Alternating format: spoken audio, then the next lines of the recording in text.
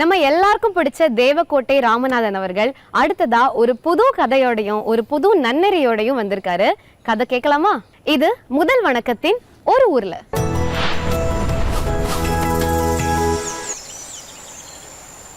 முதல் வணக்கம் நேயர்களுக்கு என் முத்தாய்ப்பான வணக்கம்.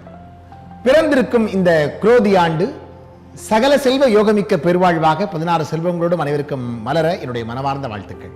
இந்த வாழ்க்கை இருக்கு பாருங்க, ஒரு மகிழ்ச்சிகரமான ஒரு வாழ்க்கை. ஆனா எல்லாருக்கும் அப்படி அமைதான்னா அப்படி இல்லை. ஒரு ஊர்ல ஒரு பையன் இருந்தார்.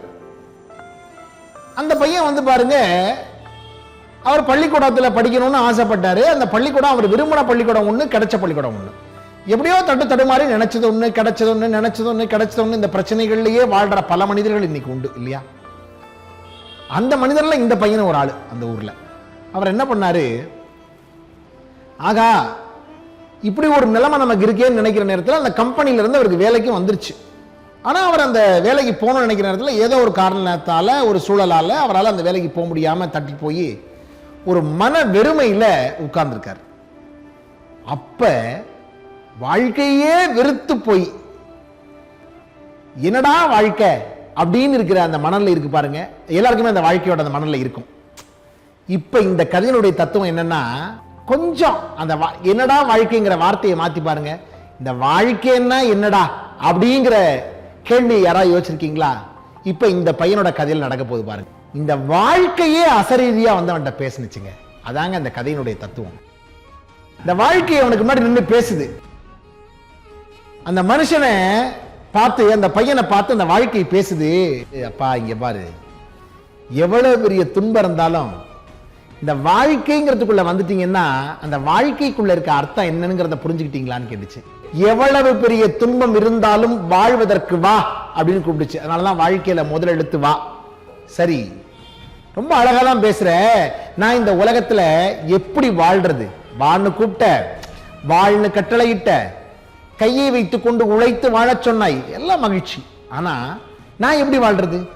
இப்பதான் வாழ்க்கை வேண்ட பேசுனுச்சு. இந்த வாழ்க்கைங்கிற சொல்ல உள்ள இல்ல எடுத்துட்டு பாரு, வாக்கைன்னு வருமே. எவன் ஒருவன் தான் கொடுத்த வாக்கை காப்பாற்றி இந்த உலகத்தில் வாழ்கிறானோ அவனுக்கு வாழ்க்கை ரொம்ப அழகா இருக்கும். நீ படிக்கணும்னு உள்ள போயிட்ட, அதுல முழுமையான உணர்வோடு படி. மதிப்பெண் தேர்வுக்குன்னு போயிட்ட, நாம வெற்றி பெறணும்னு நினைச்சிட்டீங்கன்னா அந்த மனசுக்குள்ள உன் வாழ்க்கைக்கு கொடுத்த அந்த வாக்கை நீ காப்பாத்தணும்னு நினைச்சு படி. தேர்வுல வெற்றி பெறு. ஒரு வேலைக்கு போறியா, அந்த வேலைக்கு போகணும்னு கான்ட்ராக்ட் சைன் பண்ணி உள்ள போயிட்டீங்கன்னா அது நெறிமுறைப்படி அந்த வாக்கை காப்பாற்றி செயல்படு, நீ வெற்றி பெறுவ.